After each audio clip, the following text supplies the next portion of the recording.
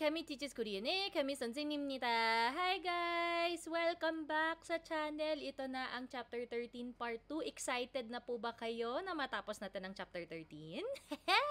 For sure excited kasi hinintay nyo talaga to. So, let's not delay any further. Chapter 13 Part 2, may panibagong vocabulary, dialogue, grammar, activity, and don't forget sa dulo po, meron po tayong information or culture page. Kasi a lot of the time, it's skip lang po ng mga aspirant ang information culture page. Hindi nyo binabasa. Sayang naman ng opportunity to understand Korean culture, Korean tradition, anything na lumalabas doon sa mga page na yan, often comes out as a conversation question or paragraph question doon sa exam ninyo. So, nasa dulo naman po yan ng Chapter 13 Part 2. So, let's get started. Chapter 13 Part 2. Let's go! Kaza! Okay! So, ito po muna vocabulary ang uunahin natin, of course. Sa page 154 sa revised version ng Chapter 13, this is the second set already of stative verbs. Sangte. So, ang sangte po actually condition or state po ang translation niya. So, you will notice a lot of the vocabulary dito sa stative verbs are actually adjectives po. So, describing words po sila. So, let's start po muna kay to be early. So, may dalawang vocab po siya. May parda at may nakaparenthesis na iruda.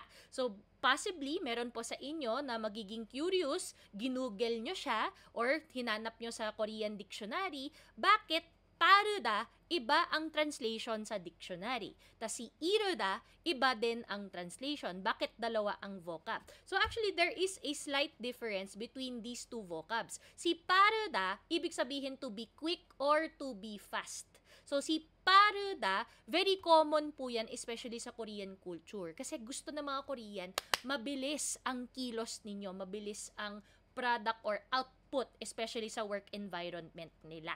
Okay, at ang iruda naman, ang ibig sabihin ng iruda, to be early, to reach a destination early, to arrive early, or to be too soon. So kung pansin nyo po, si paruda at iruda, when you look at it in detail, magkaiba ang translation nila. Kaya po, to be early ang paruda, it's because you can arrive at a destination because you were fast. So si paruda talks about the speed.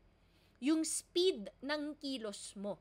So, yung bilis, paruda. Kaya ka napaaga doon sa dating mo or napaaga ang punta mo, it's because you were moving quickly.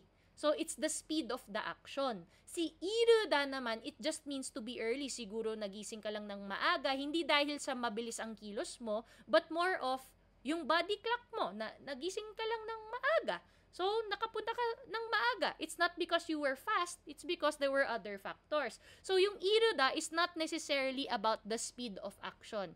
Napaaga lang. So, there's just a meaning of being early kay iruda kumpara kay paruda, which is talking about yung speed nga ng action, which is quick or fast. So, how do we conjugate both of these words? Si paruda, uunahin natin. Paruda in present tense because both of the vocabulary po, irregular po sila. Kung naalala nyo po yung part 1 ng chapter 13 na review po natin, you can also go back to chapter 8 na review na po or na discuss ko na po lahat ng irregulars. So, paruda and iruda are under the category of irregular ru. So, they are both conjugated the same way. Polite present tense, magiging palayo po si paruda. Pag past, pallas어요. In future, 빠를 거예요. Pag formal present, 빠릅니다. Formal past, 빨랐습니다.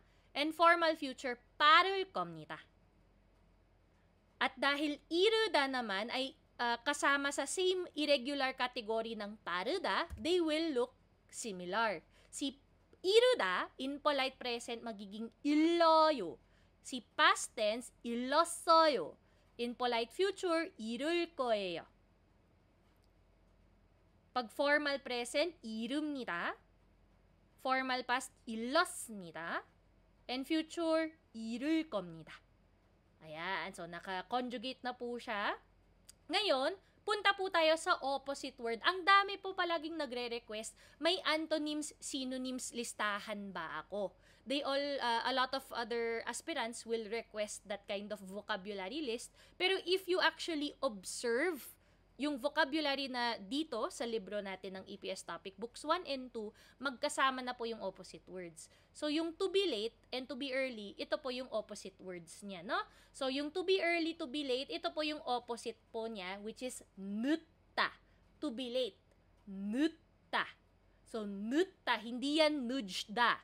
So, you can also read or go back to the Hangul class ko po para ma-review nyo na ang basa po nito ay 늦다.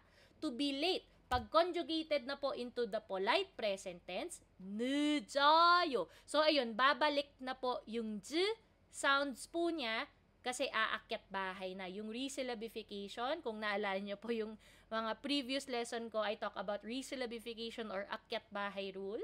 So, 늦어요. 늦어요. So, babalik na po ito sa initial sound niya. Sa past polite, 늦었어요. 늦었어요. And future, 늦을 거예요. 늦을 거예요.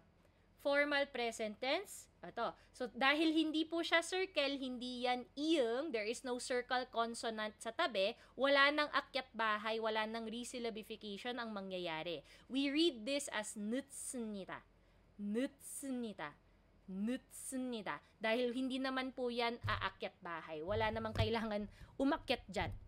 Next, past, 늦었습니다. 늦었습니다. And future, 늦을 겁니다. 늦을 겁니다.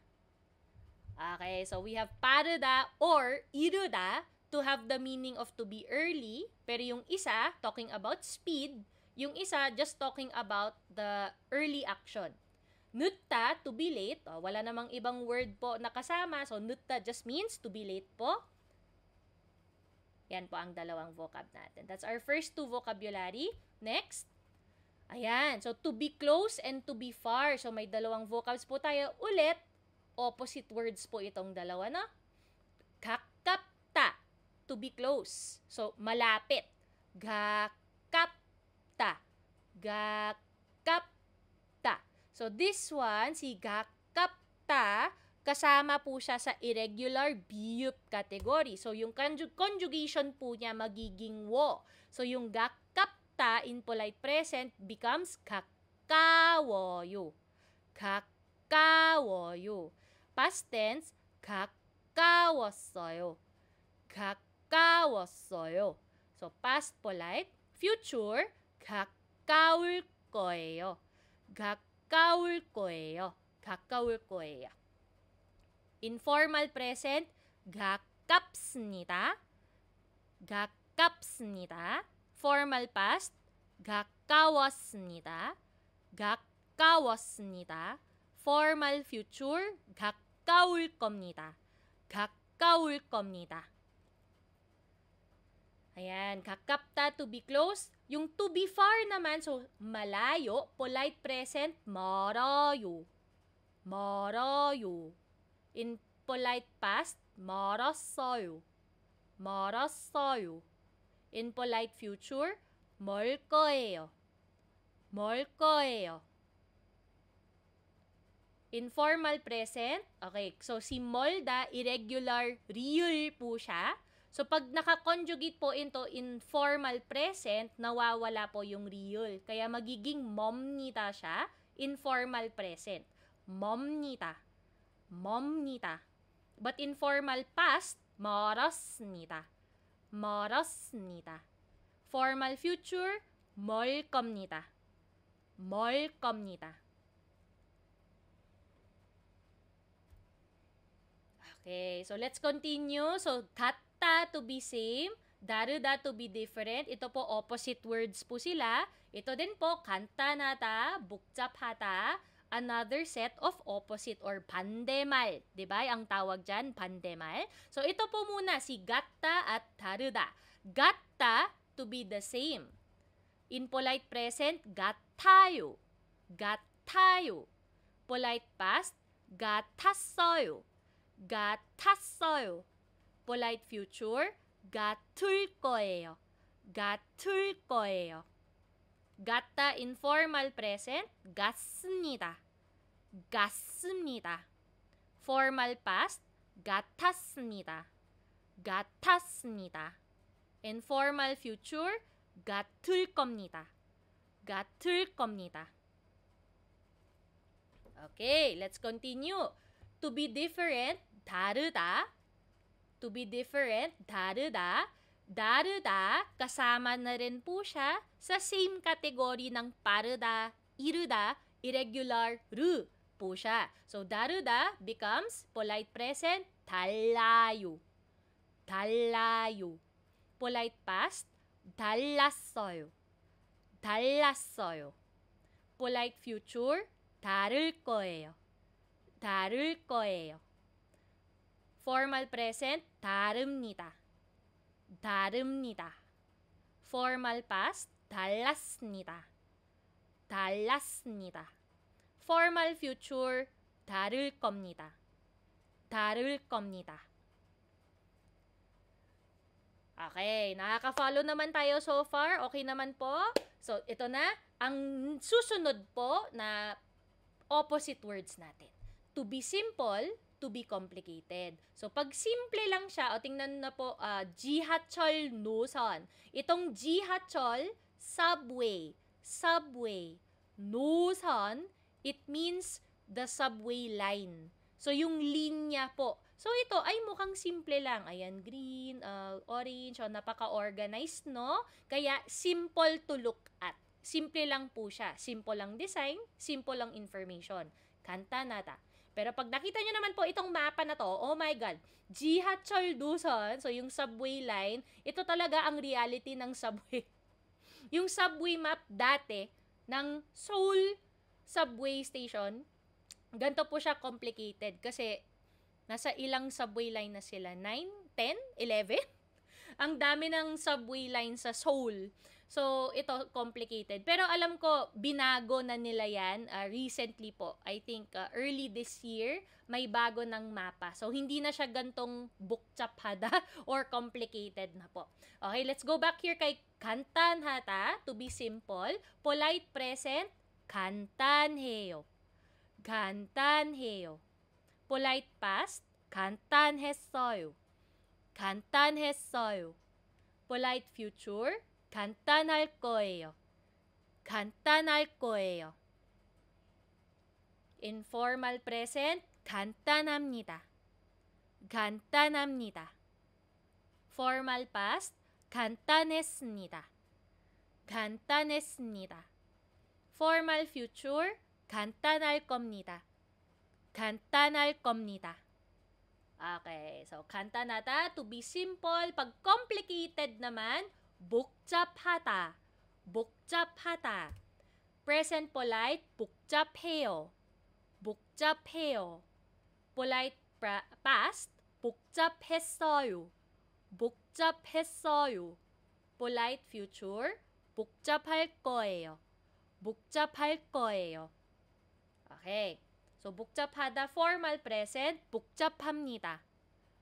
복잡합니다. Formal past, 복잡했습니다. 복잡했습니다. Informal future, 복잡할 겁니다. 복잡할 겁니다. Okay. So, ito pa. We have another set ng opposite words. So, meron tayong comfortable, not comfortable. Meron tayong possible, not possible. So, yan ang dalawang set natin ng mga 반대말. So, let's start here kay comfortable. So, kung comfortable po tayo, 편하다. 편하다. 편하다. So, kung napapansin nyo po yung pronunciation ko, nawawala yung H sound po nito. It's because of the nasalized sound. Medyo, meron pong reading rule kasi na, excuse me, na nagiging silent po ito for certain words. Tapos, si niyon po, itong consonant na to, because of the strong nasalized sound, ang nangyayari, nag-aaway itong dalawa. Dahil nag-aaway, si niyon consonant at si hiyut consonant, nananalo sa away ang niyun consonant. So, what happens? Nagiging silent si hiyut. Parang natalo po siya sa away ng consonants. So, imbis na pyonhata, nagiging pyonada. Pyonada. So, you will notice na a lot of nasal consonants, pag may pairing na hada, you will not hear the hiyut or the H sound anymore. Okay? So, ito pong set ng vocabs, mapapansin nyo, hindi ko na napropronounce masyado ang hiyut or H sound. It's because of the nasalization as well as silent H rule. Okay? So, pyonhata or pyonata, to be comfortable, polite present tense, pyoneyo. Ayan, so nagiging silent po yung hiyut, no? But if you pronounce it as pyonheyo, it's okay.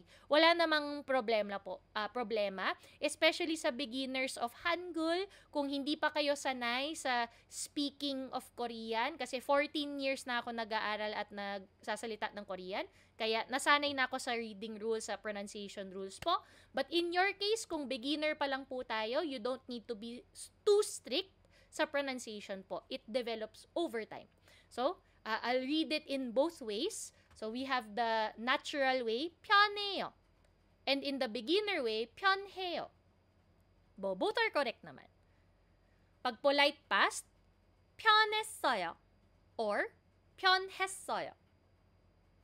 Polite future, 편할 거예요 or 편할 거예요.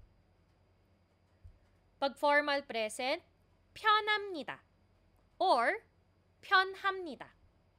Formal past, 편했습니다 or 편했습니다. Formal future, 편할 겁니다 or 편할 겁니다. Okay. So, very slight difference naman po kung nakikinig kayo tapos hindi mo naman naririnig masyado yung difference. So, that's fine. That's okay. So, read it normally na lang po kasi very slight difference naman po siya sa tenga ng iba. So, let's move forward to be uncomfortable. 불편하다. 불편하다. Again, niun, hiyut, nananalo po ang nasalized sound. So, yung niun, mag-aaway silang dalawa, mananalo to. So, wala na pong H sound, silent na siya. 불편하다 or 불편하다. To be uncomfortable, polite present, 불편해요 or 불편해요. Polite past, 불편했어요 or 불편했어요. Polite future, 불편할 거예요 or 불편할 거예요. Formal present, 불편합니다 or 불편합니다. Formal past, 불편했습니다 or 불편했습니다. And lastly, formal future, 불편할 겁니다 or 불편할 겁니다. Sobrang slight na, nako-confuse na rin ako. Nabubulol na rin ako. Okay, so yan ang uncomfortable and comfortable, 편하다 and 불편하다. Ito naman po tayo sa possible and impossible. Pag posible po, if it's possible to do or to happen, 가능하다, or in the natural way, dahil nasalized din po ang iyong, yung circle natin dito sa ilalim, 가능하다. So, nagiging silent ulit si hiyut po dito. So, in the fast way, 가능하다. Pero in the normal beginner way po, 가능하다, it's okay. So, polite, present, 가능해요 or 가능해요. Polite past, 가능했어요 or 가능했어요.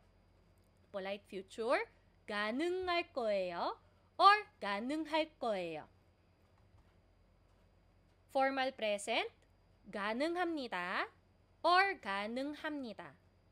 Formal past, 가능했습니다 or 가능했습니다. Formal future, 가능할 겁니다 or 가능할 겁니다. Okay, kung 가능하다, meron tayong 불가능하다, to be impossible. So, to be impossible, 불가능하다 in polite present, 불가능해요, 불가능해요. Polite past, 불가능했어요, 불가능했어요. Polite future, 불가능할 거예요. 불가능할 거예요. Formal present, 불가능합니다. 불가능합니다. Formal past, 불가능했습니다. 불가능했습니다. Formal future, 불가능할 겁니다. 불가능할 겁니다. Okay. So, kung pansin nyo po dito, I'm not sure kung na-observe nyo po, we have two vocabulary, 편하다, 가능하다, tapos yung opposite words po nila na 불편하다 and 불가능합니다 or 불가능하다. 편하다, 가능하다, pero may kasamang 불. If you notice. 불. 편하다 and 불편하다. 가능하다, 불가능하다. Kasi ang bul po dito comes from a Chinese character, meaning cannot, not, impossible. So there's a negative meaning dun kay bul. So a lot of the time, if something becomes negative in its word, so uncomfortable sa English, from comfortable to uncomfortable, possible to impossible, yan po ang bul. So, you don't need to go into much detail. This is more of an advanced level na po or intermediate advanced level.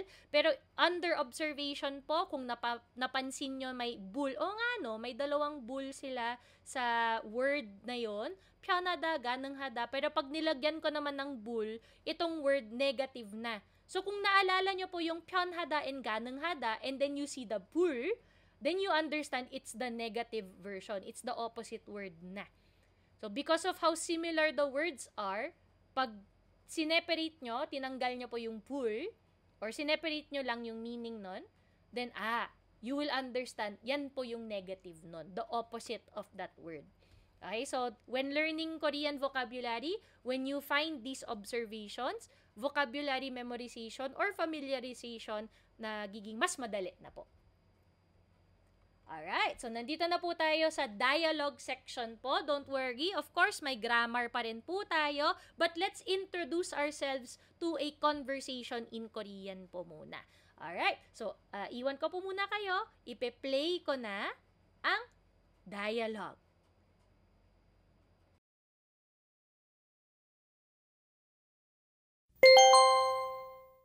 대화 2. 우리 내일 어디에서 만날까요? 시청 앞 어때요? 좋아요. 그러면 6시쯤 만날까요? 6시는 좀 빨라요. 7시에 괜찮아요? 네, 괜찮아요. 그럼 내일 시청 앞에서 7시에 봐요.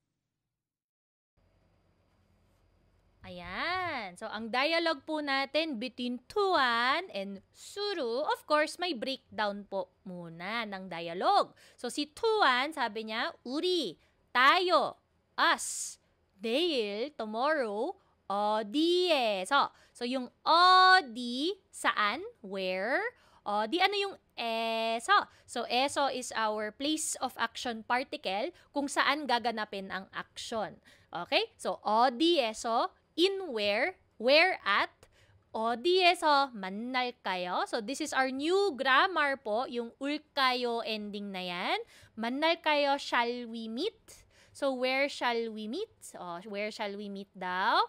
So, sabi ni Suru, 시청 앞. 시청 is the city hall, 앞 sa tapat niya. So, in front of city hall. 시청 앞 어때요? So, si 어때요 is a question asking how about. What do you think of? 어때요? 이 구두 어때요? What do you think of these shoes? How about these shoes? 내일 6시 어때요? How about tomorrow 6 o'clock? So when asking for somebody's opinion about a condition ng condition of something, 시청 앞 어때요? So how about in front of City Hall? Sabi ni Tuan, 좋아요. Ayan. So, si 좋아요, of course, very common reaction po yan kung nag-a-agree po tayo, no? Oh, it sounds good. Oy, good yan. Goods yan. Oh, 좋아요. Sounds good. 그러면, for sure, meron po dyan magtatanong, ano daw ang 그러면? What is the translation of 그러면? 그러면, if that is the case. If that's the case, Sorry ang pangit ng writing ko, pero wala kayong magagawa. 그러면, kung ganyan, kung yan ang sabi mo, if that's the case, so a lot of the time, si 그러면, this is actually a conjunction po, no? It means 그렇다, to be like that, plus, 으면, if. So, if you combine 그렇다 and 으면, it means if that is the case, if that will happen, if that is going to be. 그러면, if that's the case. So, nire-refer lang ni Tuan yung sinabi ni Suru. So, si 그러면 will always require some previous information. Kasi dun niya kukuha yung, ay, kung ganyan. So, ano yung ganyan? E di yung previous information na sinabi ni Suru or the other person, right? Or yung kakasabi ko lang. So, si Tuan referring to this time. 그러면, if that's the case, not time pala, yung sa meet-up nila. So, talking about the meet-up. 6시쯤 만날까요? So, meron pa tayong isa pang term po dyan na 쯤. A lot of the time, ang daming nagtatanong, ano daw yung 쯤? 쯤 is an estimate. So, nagbibigay ka ng estimate ng oras or ng price. But, most of the time, it's the distance or the time. 6시쯤. So, around, about 6 o'clock. So, nagbibigay ka lang ng estimate time. So, 6시쯤 만날까요? So, ayan, umulit po si 만날까요, no? So, si 만날까요, shall we meet? Should we meet? Sabi ni Suru, 6시는 좀 빨라요. So, si 6시, so yung 6 o'clock daw, 좀 빨라요. So, 빨라요, alam nyo na early or fast. It's a bit fast. 6 o'clock is a bit fast or early. 좀, a little bit or a bit lang. So, ginagawa niyang hindi ganun kalakas ang meaning ng palayo. So, just a bit lang. So, sinasoften po niya, 좀 palayo. In the other example, 오늘은 좀 바빠요. I'm a little busy lang naman.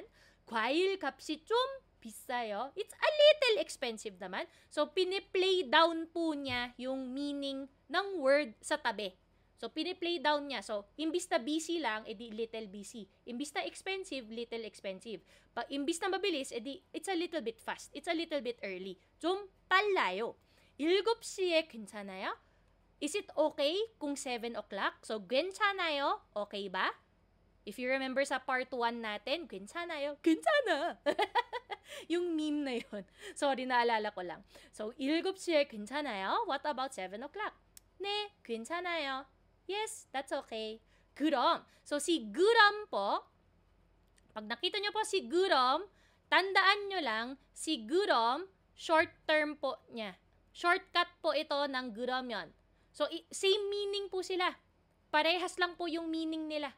So, si 그럼, parehas lang kay 그러면. Okay? So, 그럼, if that's the case, kung ganyan, 내일, tomorrow, 시청 앞에서, at the front of City Hall, in front of City Hall, 시청 앞에서 7시에 봐요. I'll see you 7 o'clock in front of City Hall tomorrow. Ayan ang dialogue po natin. So, okay na ba? Ready na po ba tayo para sa bagong grammar po natin? So, our new grammar for this chapter po, chapter 13 part 2, ay ulkayo. Pero may missing lang po dito, ulkayo question mark. So, ang daming nagtatanong, 선생님, ito po ba yung unika? Ito po ba parehas lang kay because? No, it is not. So, kung meron po kayong alam or familiar kayo doon sa because, unika, hindi po yan yun. Ibang grammar pa po ito. So, what is this grammar? Si ulkayo, sa screen natin, is connected to verbs or adjectives asking for the listener's opinion. So, si speaker, gusto niya magbigay ng suggestion. So, para makabigay siya ng suggestion, magtatanong po muna siya sa listener, sa kausap niya. Gusto niyo ba to? Shall we do this? Shall I do this? How about we do this? Would it be possible? Ayan. So, a lot of the time, si ulkayo, you are asking the other person, gawin kaya natin to? So, let's put into practice. Of course, kailangan po natin na i-practice po, i-attach po natin yung grammar na to. So, si vowel ending stem plus real kayo. If ever po, meron tayong verb or adjective na nag-e-end ang stem in vowel, kagaya ng kada, to go. Ga, ang stem, so this is ending in vowel, vowel ending po siya. Ito po yung ilalagay natin. Real kayo. Ga plus real kayo. So, si real, dito na siya sa ilalim, magiging 갈 kayo.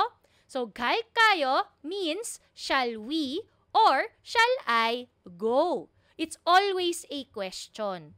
Kaya kanina, inedit ko yung title ng page kasi kailangan may question mark si kayo. It's not ever, it will never end in just period.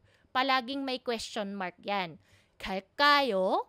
And if you notice, yung intonation ko, yung tone ko po, pag may tanong, tumataas, umaangat po yung dulo. 갈 kayo, always going up. So, sa mga listening, especially sa listening section, pag narinig mo na, ay, umakyat, ibig sabihin yung tono sa dulo, they're asking a question. This is very important for understanding listening. So, 갈 kayo, shall we go? Of course, meron din po tayong casual speech. So, ang casual, madali lang yan. Tanggalin mo yung yung yo, and you already have the casual. 갈 ka? So, matataas pa rin po yung dulo, but it's now casual. 갈 ka?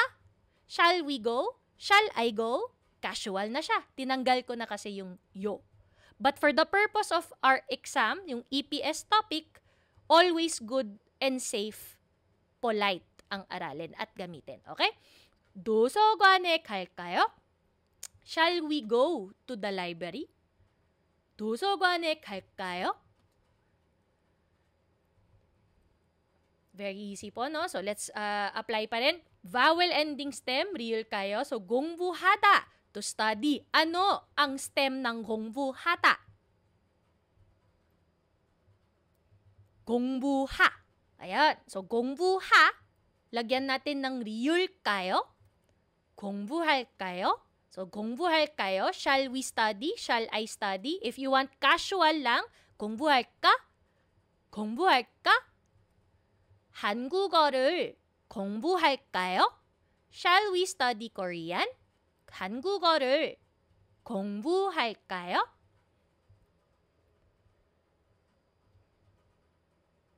So, for vowel ending stem, basta tanggalin po yung da sa dictionary form, vowel ending siya, lagyan mo ng real kayo.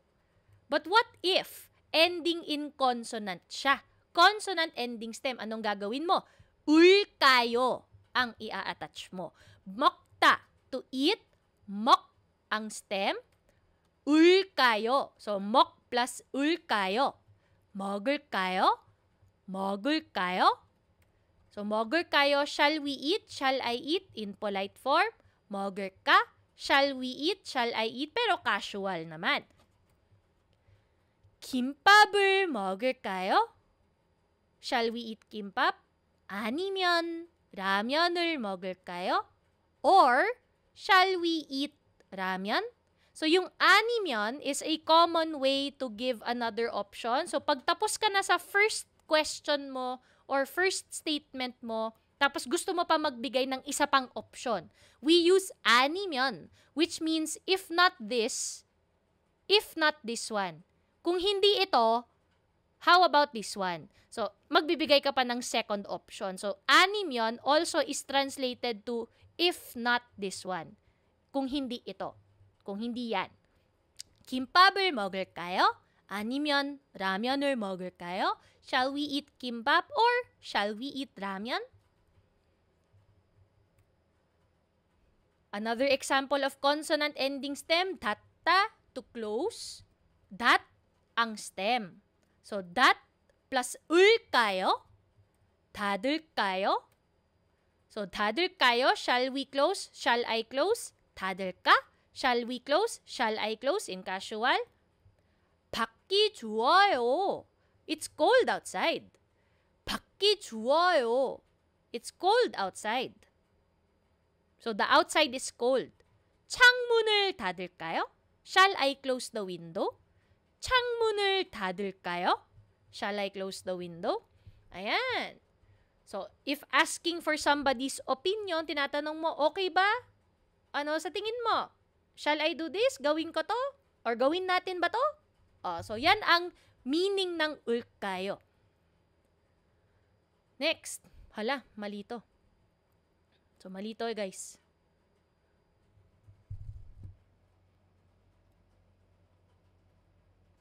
Kailangan ko i-edit. Mali pala yung naka-present sa screen ninyo. Oh my God.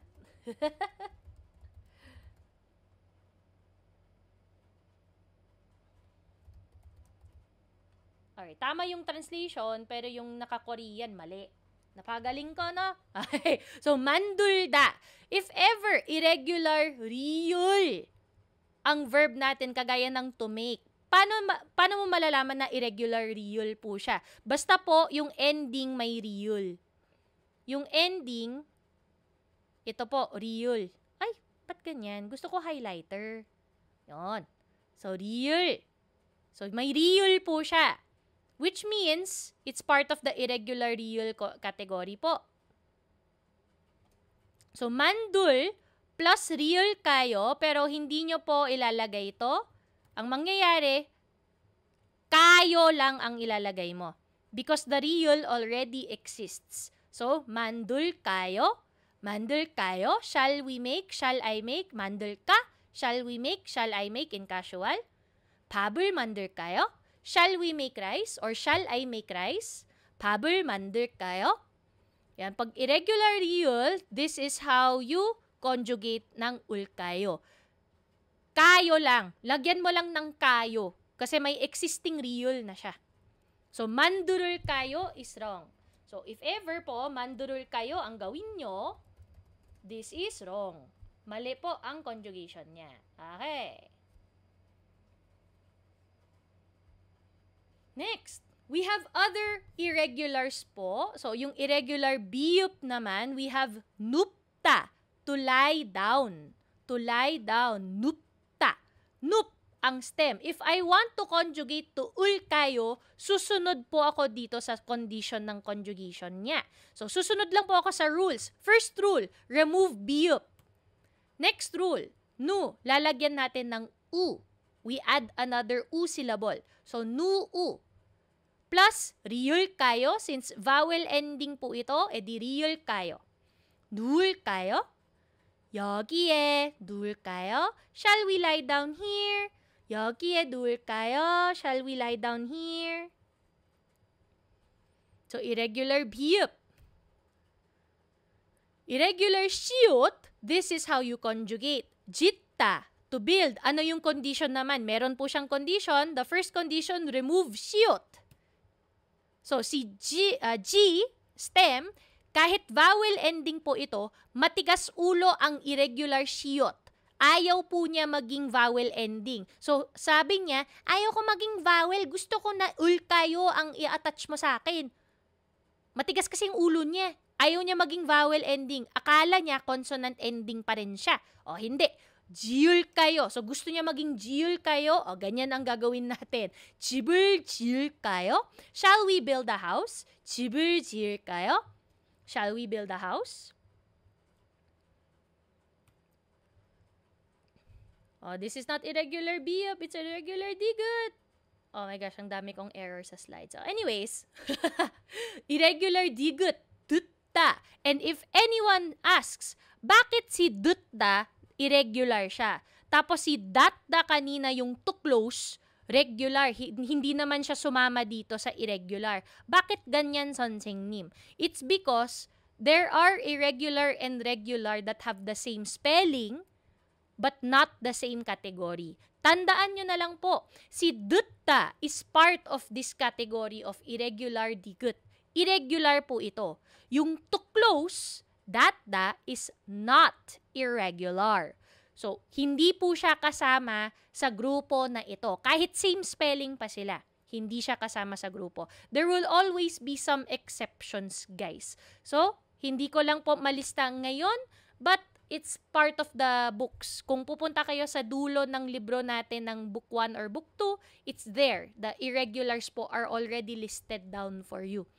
But in this case po, para lang masimplify ko lang, dutta is always irregular. Datta is not irregular. So, irregular po si dutta. Dut change digut to real. So, from dut becomes dul. This is the new stem. Si dul, since consonant ending pa rin si dul, then we will add ul kayo. 들을까요? 이 노래를 들을까요? Shall we listen to this song? So, 듣다 in the irregular digut category, change digut to real before adding yung grammar ending natin. Next, irregular hiyut. Pag irregular hiyut, we do have conjugation conditions to follow. So, 그렇다, to be like that. 그렇 ang stem. Remove hiyut ang first rule po. So, remove hiyut. 그러. Since vowel ending na po si 그러, we will add 리을까요. So, 그럴까요? Conversation. 거기에서 점심을 먹읍시다. Let's eat lunch there. Over there. There in that place. Let's eat lunch there. Sabi ni na, yung kasama, 그럴까요? Shall we do that? 그럴까요? Ayan. So, very common po itong 그럴까요 as an expression of, shall we do that? Why don't we do that? 그럴까요? Gawin natin yan? 그럴까요? Shall we do that?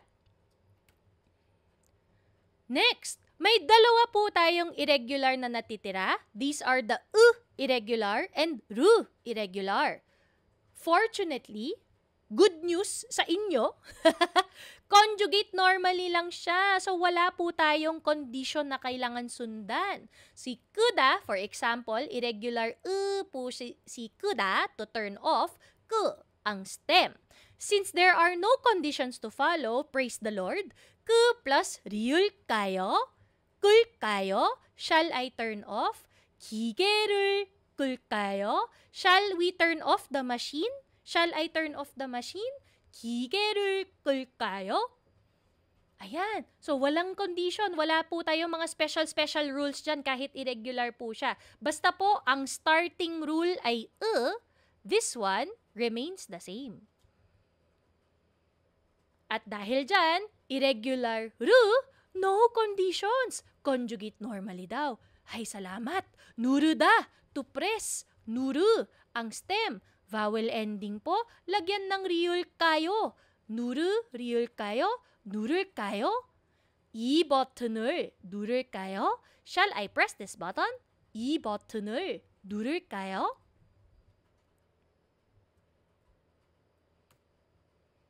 Alright, so tapos na po tayo, na-practice na po natin, na-apply na po natin yung ulkayo ending sa lahat ng sample verbs po. So, you should be able to conjugate properly even the irregulars po.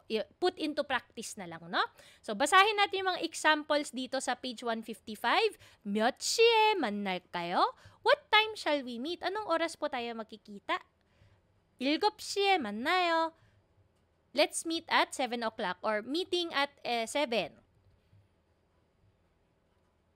Second example, 내일 같이 점심 먹을까요? Tomorrow together. Lunch, shall we eat? So, shall we have lunch together tomorrow? 사비 ni na, 좋아요. Sure, sounds good. 같이, together. 점심, lunch, 먹어요, eat. So, let's eat lunch together. Alright, so now we're here sa page 155 na pwede natin i-apply ang ulkayo, which is automatically a question, guys, ha? Si ulkayo is always a question. Now, looking at Poki, we're filling in the blank with the proper verb. I'm sure, meron sa inyo ang magiging instinct ninyo, lahat na nandito sa dulo ay gagawin nyong ulkayo. I'm sure, pretty sure, ganyan na magiging instinct ninyo kasi sumusunod kayo dito sa example.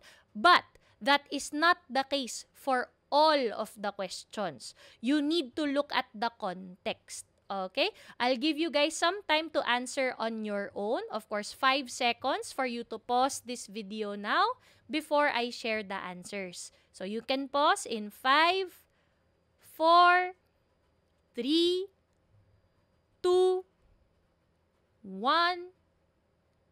Okay, so one by one, i-cover po natin ano yung tamang sagot at bakit yan ang sagot. First sa number 1, 저녁에 같이 blank. So si ga at si na, 2 separate persons po ito. Dalawang tao po yan, which means si na, nagre-react po siya dito sa tanong. May response po siya dito kay ga. 저녁에 같이 blank. 좋아요. So, kanina pa po sa dialogue at sa examples natin, 좋아요 is, that sounds good. It's okay. So, it's a positive response. Correct? Which means that they are agreeing to do the action na ini-invite ni ga. So, 저녁에 같이 blank. So, the action that they will do together, ito po yon. So, yes, you can apply this one into the ul kayo section. So, pwede nyong gawing ul kayo po ang action na ito. So, for the correct answer, 1번은 영화를 볼까요? 저녁에 같이 영화를 볼까요? Shall we watch a movie together in the evening? Yan. So, ito po yung translation niya. 좋아요 sounds good. 같이 영화 봐요. Let's watch a movie together. Okay. So, sa number 2 na po tayo. Sa number 2, I'm sure meron po sa inyo na baka instinct lang ninyo gagawin nyong otol kayo.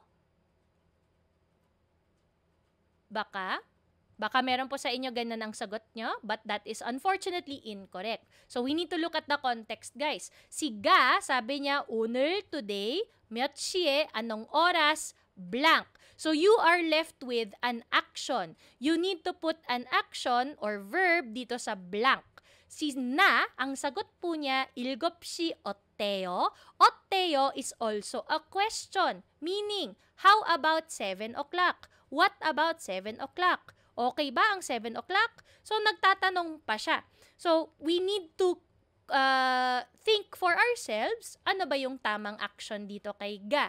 If you're making an appointment with someone, then most likely, magkikita po kayo. You are going to be meeting each other. So, 오늘 몇 시에 만날까요? What time shall we meet today?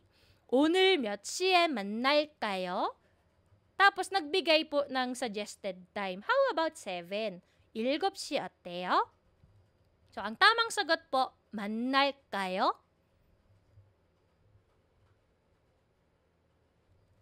Okay, moving forward, number 3. Sa number 3 po, ito, palaging nagiging error ng ibang student, yung bapayo nilalagay po dito kay blank. But if you look at ga, yung conversation po nila, nagbanggit po ng 커피 한 잔. 커피 한 잔 is cup of coffee. Ang kape, imposible na ginagawang mong busy ang kape. So, yung context po na yung coffee, paano siya naging related sa bapayo, which means to be busy, no? So, which means, yung bapul kayo is wrong. Dapat, basahin natin. Si ga, 지금, now, 같이, together, 커피 한 잔, so coffee 1 cup, ano yung gagawin mo kay coffee? You drink coffee, correct? Si na, sabi niya, 미안해요. I'm sorry. So, it's not agreement. Hindi siya nag-a-agree. Hindi po siya nagsasabi na, uy, available ako. Hindi. Sinasabi niya na, ay, pasensya na ha. Sorry ha. 지금, right now. 너무, very, 바빠요, busy. Right now, I'm very busy. So, they are rejecting the invitation of whatever action this is. So, hindi related to dito. Hindi nyo po malalagay dito sa blank yan. So, what do you do with coffee? You drink. So, ini-invite ni ga si na for a cup of coffee. Shall we drink a cup of coffee tomorrow together? Together now? Shall we drink a cup of coffee together now? I'm sorry, now I'm very busy, sabi ni Na. So, should be 마실까요? For the verb. And last, number 4, 우리 내일 뭐 blank 같이 운동해요. Okay, so another mistake that some students make, yung 운동해요, gagawing 운동할까요? But first, ano po ang mo? Mo means what? So if you ask mo 운동할까요? Anong klaseng exercise ang gagawin natin? What kind of exercise? What exercise do we do? 우리 내일 뭐 운동할까요? What exercise, what sport do we do? Pag nilagyan nyo po ng 운동할까요 to, you are asking for the kind of sport or the kind of exercise. Unfortunately, si Ga, wala naman po siyang binabanggit na kahit anong sport dyan. Walang yagu, baseball, walang nonggu, basketball, walang 배구, volleyball, walang suyong or swimming. There is no specific type of sport being mentioned. Kaya, hindi mo malalagyan ng 운동할까요 ito. So, ano dapat? Mo, if you're asking a person in general, kahit sino, kung anong gusto nilang gawin, what shall we do? Mo, hada. So, yung hada verb natin. So, in this case, mo, 할까요? Kaya meron tayong mga tanong, 뭐 해요? What are you doing? 뭐 할까요? What shall we do? 무엇을 합니까? What are you doing? Pero formal naman. So when you're asking, what do we do? What do I do? What shall we do? 뭐 해요? In this case, 뭐 할까요? What shall we do? Tomorrow. 같이 운동해요. Let's exercise together. Ito po ang tamang verb. So hopefully, we're able to get the correct answer. So, yung iba, sana po tumama po tayo sa sagot natin. For others who made the very common errors that I just explained, ayan, alam nyo na po ang tamang sagot. Alam nyo na po na dapat basahin ang blank with context. Always read the whole thing with logic and in context. Okay. So, may additional dialogue pa po tayo na pwede natin i-practice pa. Number 1, 저녁에 같이 시내에 blank. 좋아요. 같이 시내에 가요. So, I'll give you guys another 5 seconds to pause the video para masagot nyo po on your own in 5, 4, 3, 2, 1. Okay. So, dito po, start tayo sa number 1. 저녁에 같이 시내에 blank. 좋아요. 같이 시내에 가요. So, tingnan nyo po. Nakikita nyo naman na, yes, that sounds good. Okay, 좋아요. So, it's a positive reaction, which means the actions of both lines will be the same. Kaya dito, pwede nang gamitin si gayo. Pwede na natin gawing 갈까요 po siya. Shall we go together downtown? So, 시내 means downtown. Shall we go together downtown in the evening? Sounds good. 좋아요. Let's go downtown together. 같이 시내에 가요. Number 2, 주말에 같이 한국어를 blank. 좋아요. 같이 공부해요. Ayan. So, si Na, nag-reaction din po siya na, oh, sounds good. 좋아요. So, the action will be the same for both actors. 공부해요. Pwede natin gawing 공부할까요? Shall we study Korean together on the weekend? 주말, weekend, 같이 together, 한국어, Korean, 공부할까요? Shall we study? 주말에 같이 한국어를 공부할까요? 좋아요, sounds good. 같이 공부해요. Let's study together. Ayan.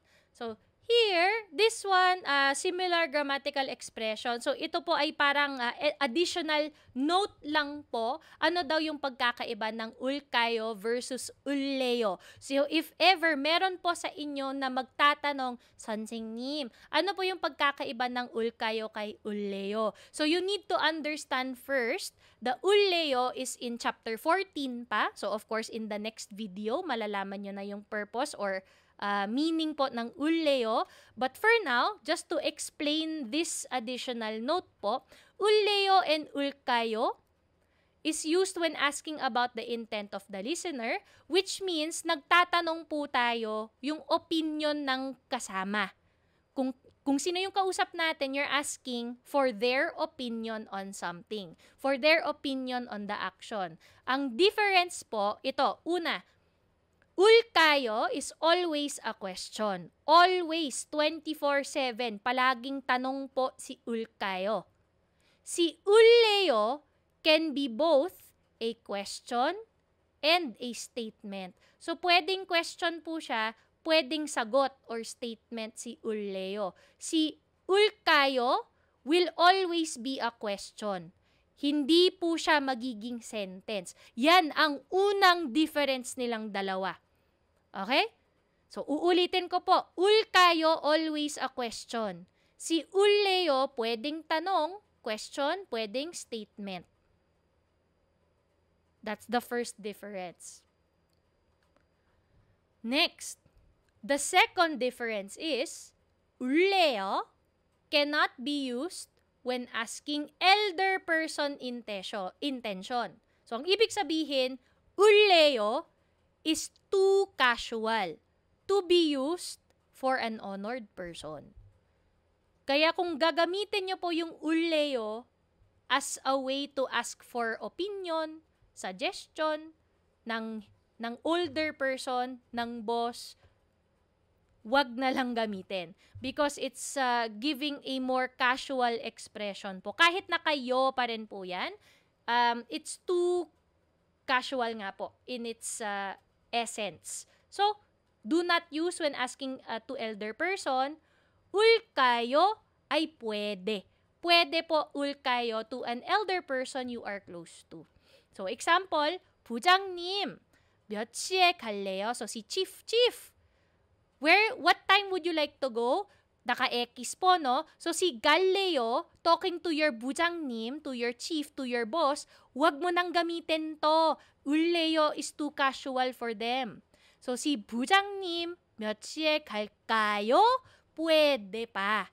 So, ulkayo does not give the same casual meaning or essence compared kay ulleo. So, we have the two differences. Number one, ito po question, ito po pwedeng question or statement. Yan po yung unang difference. Yung second difference po, kung sino yung honored person, yung kausap natin. Ulleo cannot be used sa elderly. Ulkayo ay pwede pa. Pwede. Alright, so we're almost done, guys. So, last hura na po ito. So, yung page 157 or culture page ng chapter 13 is about greetings. 한국 사람들이 인사로 하는 약속. Okay, so sa picture po, sabi ng lalaki na to, 연락할게, I'll contact you. I'll contact you. Kontakin kita ha. I'll contact you. So, nag-bye-bye. So, tingnan nyo po. They're just saying bye-bye. Bye-bye na. So, the promises Koreans make as part of greetings. 인사로 하는 약속. So, 인사, greeting, 약속, promise. So, promise, 약속, 인사, greeting. So, basahin natin. So, we have the Korean text and the English text. I'll try to read this for you guys. Of course, you can read the English translation para lang makasanay po tayo sa Korean reading and pronunciation. So, I'll read it in a slower pace than usual para makasunod po kayo. So, I'll start. 한국 사람들은 헤어질 때 다음에 밥 한 번 같이 먹어요. 술 한 잔 같이 해요. 라는 인사를 하기도 합니다. 특히 헤어질 때 연락할게 라는 말도 자주 하는데 이런 말들은 약속이라기보다는 헤어지기 아쉬워서 하는 말인 경우가 많습니다. 구체적으로 날짜와 시간을 약속하지 않을 경우에는 가벼운 인사로 생각하는 것이 좋습니다. 만약에 한국 사람들이 언제든지 연락하세요 라고 말했더라도 너무 이른 시간이나 늦은 시간, 그리고 식사 시간이나 휴식 시간에는 연락을 피하는 것이 좋습니다. 또한 언제든지 놀러 오세요 라고 말했더라도 전화로 미리 약속을 하고 만나러 가는 것이 좋습니다. Ayan! So, nakabasa na po tayo ng culture. So, to explain line by line po, 한국 사람들은, mga Korean people, 헤어질 때, when they break up and say goodbye, so when they go separate ways, so say goodbye, 다음에 밥 한 번 같이 먹어요. Let's have a meal together next time. Ano pa? 술 한 잔 같이 해요. Let's drink together. 라는 인사. So, tend to say, so mga greeting po yan, 라기도 합니다. So, they use it as a greeting. So, yung mga, 같이 먹어요. 술 한 잔 같이 해요. Yung mga ganyang promises nila in the Korean culture is not actually making an exact promise. Kain tayo sa susunod. Inom tayo sa susunod. They're not actually meaning it literal. A lot of the time, it's just a greeting pag nagse-separate ways na kayo. Magba-bye-bye na kayo. So, it's just really for courtesy. A lot of the time, pang courtesy po yan. 특히, 헤어질 때, especially,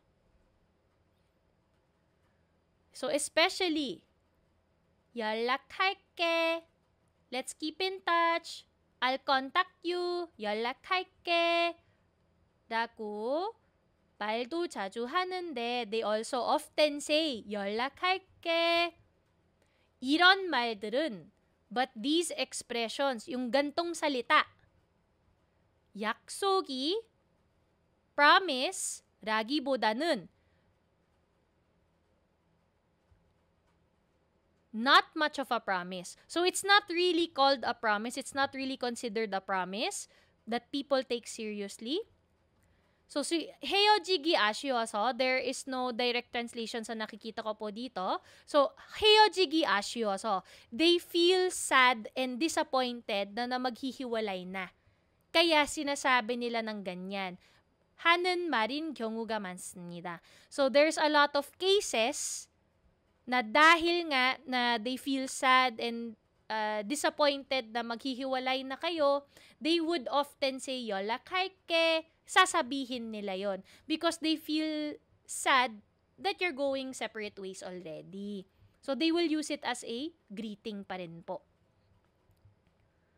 구체적으로, specifically, 날짜, so specific date, ayan, 시간, and time, 약속하지 않을 경우에는, so unless na mag-set sila ng appointment na may specific date, may specific time, 가벼운 인사로, so as a light greeting lang, 생각하는 것이 좋습니다. It's good to not take it seriously. Yan ang sinasabi niya. Not take it seriously. Okay? So, hindi po natin iisipin na, 연락할게. Pero kung wala namang promise na schedule, kung anong araw, kung anong oras, everything that they say about, inom tayo, kain tayo na ganyan, unless there is a set promised date, it's just greeting na po. Ayan, yan talaga ang sinasabi niya dito. 만약에, if ever, kung sakali, ang Koreano, 한국 사람들이, mga Korean, 언제든지 연락하세요. Anytime, call me. Kahit kailan, tawagin mo lang ako. Kahit kailan, kontakin mo ako. 말했더라도, kahit sabihin nila yan, even if they tell you that, 너무, too much, very, 이른, early, 시간, time, or 늦은 시간, late time. So, not too early, not too late, 그리고, and, 식사 시간, so eating time, or break time, 연락을 피하는 것이 좋습니다. It is good that you avoid contacting. 피하는 것이 좋습니다. It is good to avoid contacting. Kailan? Rest time, meal time, late hours, early hours. So, of course, pag sinabi ng Korean, call me anytime, wala namang may gusto na tatawag sa kanila ng 1 in the morning na tulog ang tao. So, avoid mo na yan. Okay? So, kahit sabihin nila 언제든지, which means anytime kasi. 언제든지, anytime. So, avoid taking it literally. Yan ang gustong sabihin. 언제든지 놀러 오세요. You can come over anytime. sige, punta ka dito, hang out here, 언제든지 놀러 오세요. 말했더라도 kahit sabihin nila yan. 전화로, through call, 미리, early, 약속을 하고, so mag-set kayo ng appointment, mag-set kayo ng plans through phone in advance, 만나러 가는 것이 좋습니다. So, pag pupunta kayo doon sa bahay nila or what, nag-invite sila o come over anytime, magsabi na lang po tayo ng maaga. Ay, plano ko po, okay lang ba? Daan ako dyan ng Saturday or Sunday. So, it's always good to make plans ahead of time. Kasi nga, these kinds of promises, kain tayo, inom tayo, kontakin kita, contact mo ako anytime. O, punta ka dito anytime. We need to be courteous and polite. Polite pa rin po dapat na let's not disturb their peace. Mag-set na lang po ng actual appointment and plan. So that is the promises Koreans make as part of greetings. 한국 사람들이 인사로 하는 약속. The Koreans, as a greeting, making promises. Alright! So, tapos na po tayo sa chapter 13. Great job! 여러분! 고생 많았어요. You have worked hard for today. Ayan. So, ito po. Thank you so much also for following my channel. I'm sure marami po sa inyo medyo na inip. Kasi hindi ako naka-upload ng regularly dito sa YouTube, but I promise I'll really try my best to at least make more regular updates dito sa channel ko. And thank you so much for subscribing. Sa iba na hindi pa nakasubscribe, please make sure to subscribe po para at least naka-follow po kayo sa susunod if ever na maka-upload ako ng bagong video, especially for the EPS Topic Book 1 and in the future, Book 2. I really appreciate yung mga kind comments ninyo, yung kind recommendation ng iba.